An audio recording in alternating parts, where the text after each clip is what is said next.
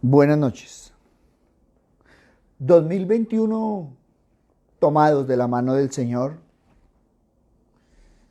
Y por eso miremos, porque debemos empuñar la espada. Cuando nosotros vamos al libro de Jueces, capítulo 7, encontramos la historia de Gedeón, un líder con un ejército de 300 hombres. Dios le ordena a Gedeón que les diga que quienes tienen miedo, quienes no se sienten capaces de participar en la batalla, pueden devolverse a sus casas. Cuando Gedeón hace ese anuncio, 22,000 hombres aprovecharon la oferta. Se devuelven para su casa y quedan 10,000 hombres. Dios quiere ajustar ese grupo.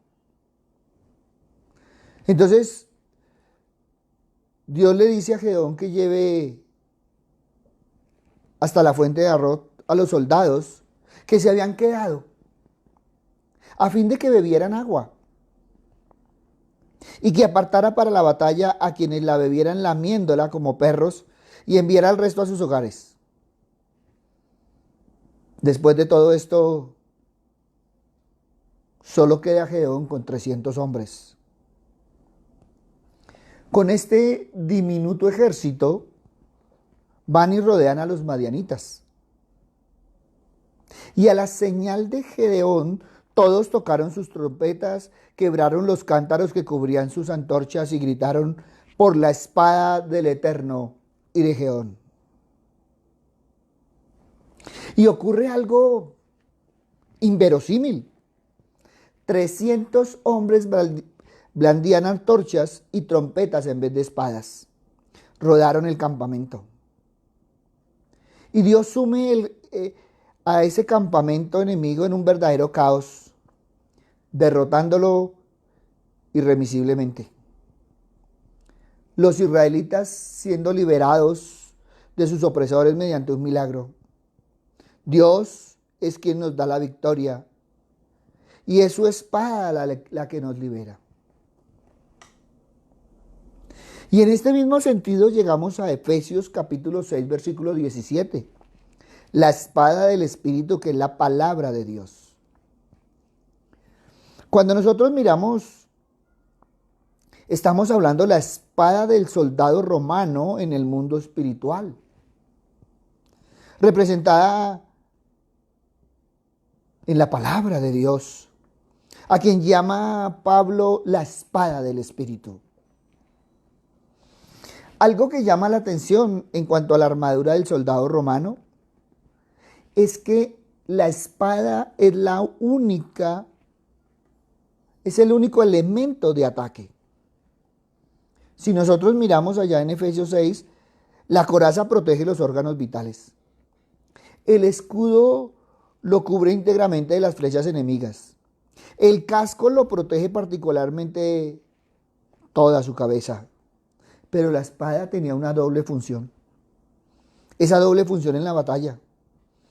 Con la espada el soldado se defendía, pero también atacaba. La espada del soldado tenía una función defensiva y también ofensiva. La espada es el único elemento mencionado por Pablo que sirve para atacar. De hecho, si todo el resto de nuestra armadura se encuentra en perfectas condiciones, pero no tengo espada, pues me convierto simplemente en un blanco móvil y muy bien protegido. La espada romana, el gladius, llegó a ser conocida como la espada que conquistó al mundo. Adaptada de un diseño español, sus características en el combate cuerpo a cuerpo la convirtieron en un arma muy temida en la mano de un hábil soldado romano. Era una hoja de doble filo que causaba estragos entre los enemigos desprotegidos y su punta cónica podía atravesar incluso armaduras de metal. Un soldado romano de infantería que marchaba a la guerra iba armado de otras cosas, además de su gladius. Llevaba consigo también una daga, el pugio, una lanza, el pulín, y dardos lastrados con plomo. Sin embargo, Pablo solo toma de referencia la espada como parte del arsenal cristiano. Si nosotros vemos el contexto, Pablo vivió en una época en que el malvado Nerón fue emperador de Roma. Tan cruel era el corazón de este hombre que la historia dice que asesinó a su propia madre. En cuanto a los cristianos, los culpó de haber sido los causantes del incendio de Roma, y muchos de ellos fueron ajusticiados por las espadas de los soldados romanos. Años después, Pablo y Pedro murieron a espada según la historia de la iglesia. Lo que quiero decir es que cuando Pablo escribe la enseñanza de la armadura espiritual, conoce muy bien el poder que tenía la espada del soldado romano. Pero no nos podemos olvidar tampoco que conocía personalmente el poder de la palabra de Dios. Para Pablo, la palabra de Dios es como una espada de doble filo que penetra y parte el alma, el espíritu, las coyunturas y los huesos, y discierne los pensamientos y las intenciones del corazón. Pablo conocía el poder de la espada del soldado romano, pero también conocía perfectamente el poder de la palabra de Dios. Había sido impactado por ella. Es por este motivo que le llama la espada del Espíritu. Ahora, la espada del Espíritu solo se menciona una vez en la Escritura, en Efesios 6:17. Es la sexta pieza de la armadura de Dios mencionada por Pablo. La espada del Espíritu, la palabra de Dios. Pablo está exhortando a los cristianos a usar la armadura de Dios con el fin de estar preparados para luchar efectivamente y eficazmente contra el enemigo. Y estamos viendo que la espada es el arma ofensiva y defensiva, usado para proteger uno mismo del daño o para atacar al enemigo y vencerlo. Pero para este uso no debemos olvidar que el soldado necesitaba recibir una rígida formación sobre el uso adecuado de la espada, con el fin de obtener el máximo beneficio de ella. Todos y cada uno como soldados cristianos necesitamos el mismo entrenamiento rígido para saber cómo manejar apropiadamente la espada del Espíritu, que es la palabra de Dios. Todo cristiano, tú y yo, todos nos encontramos en una batalla espiritual en contra de las fuerzas del enemigo que están en este mundo. Tú y yo necesitamos saber manejar apropiadamente la palabra. Solo entonces se convertirá en una defensa efectiva contra el enemigo y una valorable arma ofensiva para la destrucción de fortalezas del error y la mentira, de la que nos habla 2 Corintios capítulo 10, versículo 4 y 5. Jamás olvides que la palabra es viva y eficaz y más cortante que toda espada de dos filos. Eso nos lo dice Hebreos 4:12. Y Pablo toma de ejemplo la espada romana, comúnmente esa espada de doble filo, haciéndola lo más efectiva para perforar y cortar por ambos lados. Es que la idea de la escritura es penetrar. Significa que la palabra de Dios llega hasta el corazón, el centro mismo de la acción, y deja expuestos los motivos y sentimientos de aquellos que toca. El Espíritu Santo Usa el poder de la palabra para salvar almas y conferirle la fortaleza para que alcancen la madurez espiritual, pero también para que sean soldados de Cristo. A medida que conocemos y comprendemos la palabra de Dios, tú y yo seremos más útiles en hacer la voluntad del Padre y más eficaces para permanecer firmes contra el enemigo de nuestras almas. Salmo 119, 105 nos dice: lámpara es a mis pies tu palabra y lumbrera mi camino. Es que la palabra de Dios, la Santa Biblia, es como esa fuente de luz. Te ilumina, me ilumina y nos va revelando lo bueno y lo malo, la sabiduría y la ignorancia. Herramienta insuperable para que aprendamos a llevar la mejor vida posible sin tropezar en la oscuridad. Juan capítulo 17, versículo 17. Santifícalos en tu verdad, tu palabra es verdad. Y entonces tenemos la certeza que la palabra de Dios es verdad pura y simple, teniendo la plena confianza en el hecho de que su palabra es precisa, verdadera y perfecta. Si tú y yo la seguimos, ella nos guiará sin equivocaciones por las sendas que tú y yo necesitamos recorrer. Pero no olvidemos que la falta del conocimiento de Dios puede llevarnos a la destrucción, como dice Oseas 4:6. Pero si escuchamos y guardamos su palabra, seremos bendecidos, como dice Lucas 11:28. No obstante, ese conocimiento no debe ser solo para nosotros. Tú y yo debemos estar listos para responder a quienes nos preguntan, como dice Primera de Pedro 3:15. Y en Hebreos 4:12, porque la palabra de Dios es viva y eficaz y más cortante que toda espada de dos filos, que penetra hasta partir el alma y el espíritu, las coyunturas y los tuétanos, y discierne los pensamientos y las intenciones del corazón. Es la potente espada del Todopoderoso.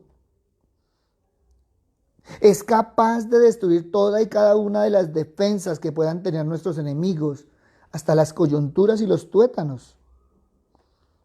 Y cuando la ablande un siervo de Dios, nada puede contra su filo y capacidad para penetrar hasta el fondo de un asunto y develar la verdad. Tú y yo, como soldados del ejército de Dios, tenemos la responsabilidad y el deber de usar su palabra para discernir la verdad y luego ponerla en práctica. No es solo aprenderla, no es solo recitarla, es vivirla. Cuando la palabra de Dios nos muestra algo malo en nosotros, podemos usar esta arma espiritual para eliminar quirúrgicamente las acciones y los pensamientos nocivos. Segunda de Corintios 10, 4, 5. Es que a diferencia de otras partes de la armadura de Dios, cuyo propósito exclusivamente es defensivo, la espada está especialmente diseñada para cumplir una función ofensiva y defensiva a la vez. Es una protección sólida, invaluable. Es lo único que nos permite completar la labor que se nos ha encomendado. Si queremos un ejemplo palpable de todo lo que estamos diciendo, pues podríamos ir a Mateo capítulo 4. El Señor Jesucristo usó la Biblia para contrarrestar los ataques de Satanás. Y no fue que cogió y agarró al diablo a bibliazos. No. Cuando nosotros vamos a Mateo 4, pues podemos caminar por el versículo 4, 7 y 10. Y debemos aprender también a vivir según toda la palabra que sale de la boca de Dios, como dice Mateo 4:4. Pero también podríamos mirar Hechos 14:22, confirmando los ánimos de los discípulos, exhortándoles a que permaneciesen en la fe y diciéndoles, es necesario que a través de muchas tribulaciones entremos en el reino de Dios. O Santiago 1:2-4, hermanos míos, tened por sumo gozo cuando os halléis en diversas pruebas, sabiendo que la prueba de vuestra fe produce paciencia, mas tenga la paciencia su obra completa, para que seáis perfectos y cabales, sin que os falte cosa alguna. Aquí estamos viendo versículos que podemos utilizar, que bien manejados pues van a tener un efecto en cada uno de nosotros. Nos van a levantar, nos van a animar, nos van a alegrar, pero también nos van a hacer reflexionar. Cuando tú miras, pues la espada se usa en el combate cuerpo a cuerpo. Cuando los romanos atacaban a sus enemigos a distancia, utilizaban jabalinas y dardos. Pero nosotros como soldados cristianos, Dios no nos ha dado esa opción de atacar a distancia, de mirar ahí a ver que si mandamos una flecha, un dardo. No. Si peleáramos nuestras batallas a distancia, nunca experimentaríamos una verdadera prueba. Ahora, cuando nosotros lo miramos, no parece tan malo. Pero si tú te detienes a pensar, te darías cuenta de que sin pruebas no hay crecimiento. Sin crecimiento no puedes entrar al reino de Dios. Por lo tanto, aunque las pruebas sean difíciles, es algo esencial en nuestra vida como cristianos. Cuando tú miras las promesas, si quieres Apocalipsis 2:7, Apocalipsis 2:11, y puedes mirar esas promesas que tú encuentras, son dadas al que venciere. No al que piensa pasar, no al que de pronto quiere pasar, sino al que termina la prueba y vence.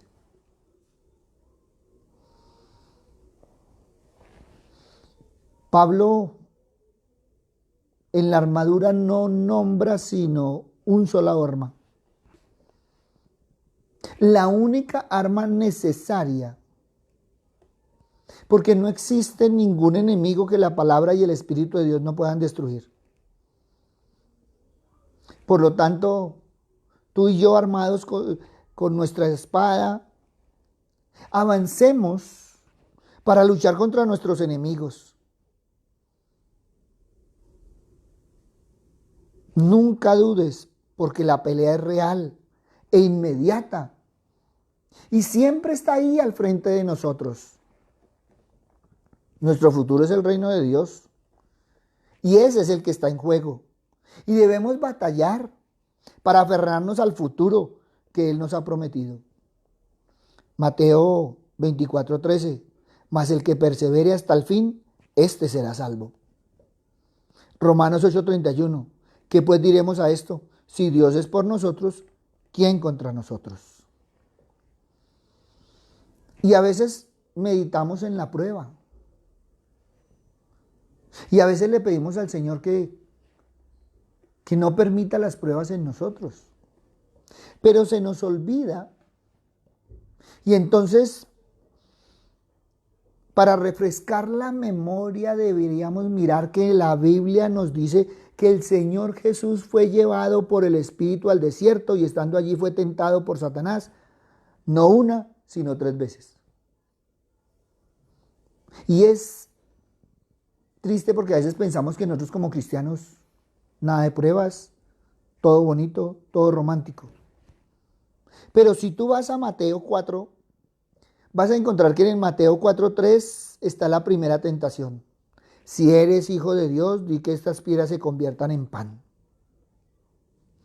Ahora, ¿por qué le está diciendo esto? Porque Jesús viene de un ayuno de 40 días con sus 40 noches, o sea que estamos hablando del día 41. Es un hombre que después de 40 días pues tiene hambre. No se nos debe olvidar que Jesús fue un hombre de carne, sangre y hueso. ¿Qué momento más oportuno que este para proponerle que convirtiese las piedras en pan y así sentarse a saciar su hambre? Pero la respuesta del Señor en Mateo 4:4 fue muy clara. Escrito está, no solo de pan vivirá el hombre, sino de toda palabra que sale de la boca de Dios. ¡Wow! ¡Qué respuesta! Pues sencillo. Estas palabras las encontramos en Deuteronomio 8:3. Y te afligió y te hizo tener hambre y te sustentó con maná, comida que no conocías tú, ni tus padres la habían conocido, para hacerte saber que no solo de pan vivirá el hombre, mas de todo lo que sale de la boca de Dios vivirá el hombre. Y entonces llegamos a la segunda tentación, Mateo 4:6. Si eres hijo de Dios, échate abajo, porque escrito está, a sus ángeles mandará cerca de ti, y en sus manos te sostendrán para que no tropiece con tu pie en piedra. Esta segunda tentación debería, por lo menos, hacernos ver algo. Y es que el mismo diablo está declarando las escrituras. Ahora, no te imagines que él estaba ya con una Biblia grande en la mano diciendo escrito está. Pero lo que sí tenemos que tener claro es que en un concurso de batalla bíblica, Satanás podría ganarle a muchos cristianos que aun cuando han estado por años, décadas, congregándose en una iglesia, no han aprendido a aplicar la Biblia. Y la respuesta del Señor es muy clara. Mateo 4:7. Escrito está también, no tentarás al Señor tu Dios. Jesús está haciendo uso de la espada del Espíritu. Está citando Deuteronomio 6:16. No tentaréis a Jehová vuestro Dios como lo tentáis en Masaj.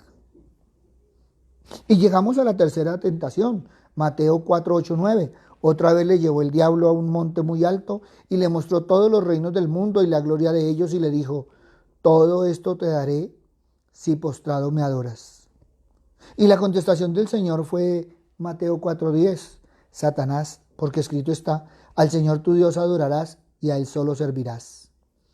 Nuevamente, Jesús usa la espada del Espíritu. Y estas palabras las encontramos registradas en Deuteronomio 6:13. A Jehová tu Dios temerás y a Él solo servirás y por su nombre jurarás. Qué hermoso cuadro. Podemos ver al Hijo de Dios haciendo uso de la espada del Espíritu. Es que la tentación del Señor Jesús es un ejemplo clarísimo de lo que es la guerra espiritual.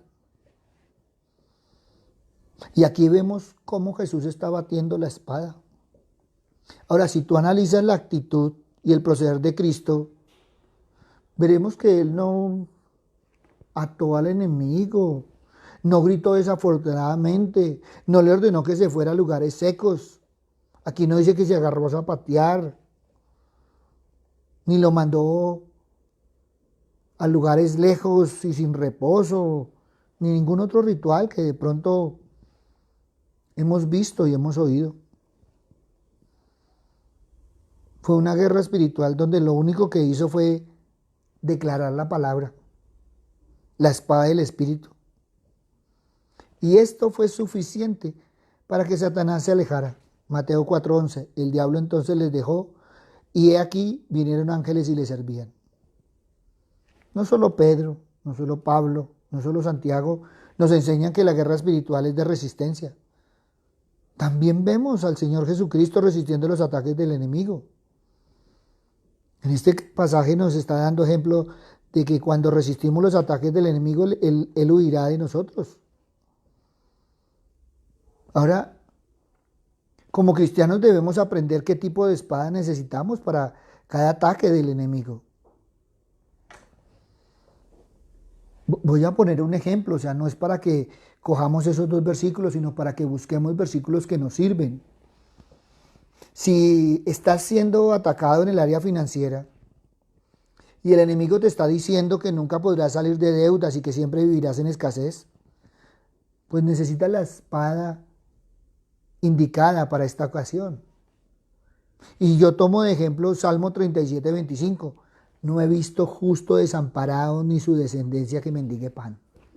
Y si yo ando en la confianza que me da ese salmo, pues voy a caminar diferente. O Filipenses 4:19.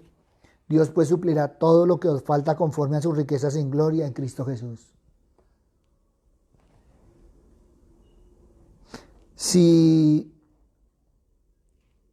por ejemplo, estás luchando contra la depresión y en esa lucha Satanás te está diciendo que no podrás ser libre, pues necesitas la espada indicada para estos dardos.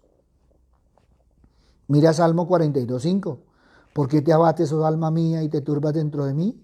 Espera en Dios, porque aún he de alabarte, salvación mía y Dios mío. Y si de pronto estás en una lucha contra diferentes tipos de miedos y temores, y el diablo te ha dicho que no podrá vivir confiadamente, entonces tienes que tener la espada indicada. Segunda de Timoteo 1:7, porque no nos ha dado Dios espíritu de cobardía, sino de poder, de amor y de dominio propio. O Salmo 4:8, en paz me acostaré y asimismo dormiré, porque solo tú, Dios, me haces vivir confiado. Y de pronto estás atravesando por diferentes adversidades. Bueno, ve a 2 Corintios 4:8-9. Estamos atribulados en todo, mas no angustiados, en apuros, mas no desesperados, perseguidos, mas no desamparados, derribados, pero no destruidos. Ahora, yo he tomado un pequeño ejemplo, pero recuerda que Jesús usó la espada indicada. Y nosotros como creyentes, de la misma manera, debemos usar la espada adecuada para cada ocasión. La palabra de Dios es muy rica y nosotros debemos saber utilizarla. Es que la palabra de Dios tiene el poder que puede cambiar la vida de una persona. El poder de la palabra no radica en el magnetismo o en la vehemencia del predicador o cogerla de talismán. Todo radica en el poder del Espíritu Santo. Por eso se llama la espada del Espíritu. Es que peleamos sabiendo el final de la historia. Dos de las muchas y poderosas promesas que Dios nos ha hecho es que si permanecemos fieles a Él y a su palabra, perseveraremos hasta el final y seremos salvos. Y está hablando hasta el final, o sea que está hablando del remanente, del que queda de pie. No hay duda de esta afirmación. Es que las promesas de Dios son tan ciertas como las que hizo, esas que le hizo a Isaías, por ejemplo. Yo hablé y lo haré venir, lo he pensado y también lo haré, Isaías 46:11. Y podríamos tomar otros ejemplos. Por eso hoy te invito a que tomes la espada, porque la batalla es nuestra y tú eres un soldado de Cristo. Es importante que veamos, porque es cierto, nosotros debemos tomarnos de la mano del Padre, tomarnos de la mano del Hijo, andamos guiados y protegidos del Espíritu Santo, pero también tenemos que caminar a la luz de la palabra. Y eso es lo que debemos hacer. Alguien me preguntaba que cuál era la finalidad de este año y es el crecimiento espiritual. Si tú tomas la palabra, si la empiezas a vivir, si la empiezas a estudiar, si la empiezas a escudriñar, pues vamos a crecer espiritualmente. Muchos se aprenden el versículo, pero si no lo viven, tenemos un mar de conocimiento en un mínimo de profundidad. Qué rico, a mí me alegra que la gente me dice, pastor, yo cargo la Biblia en el celular. Pastor, es que yo por las mañanas entonces escucho la palabra de Dios. Sí, eso me alegra. Y la estamos viviendo. Es la espada del Espíritu. Y a veces uno mira y es como si se estuviera derrotado, acabado. Y así como les tomé de ejemplo, para cada circunstancia tenemos una respuesta del Señor. ¿Dónde la encontramos? En su palabra. Pero si no la conocemos, toma un versículo, toma un pasaje. Alguien me decía, pastor, ¿cómo puedo hacer? Sencillo. En nuestra página web encuentras un devocional diario. En el canal de YouTube encuentras un devocional diario. Aquí en el Face todos los días encuentras un devocional. En el Instagram un devocional.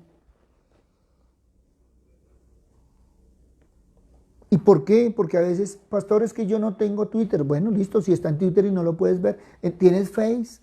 Hoy en día tenemos de todas las redes sociales.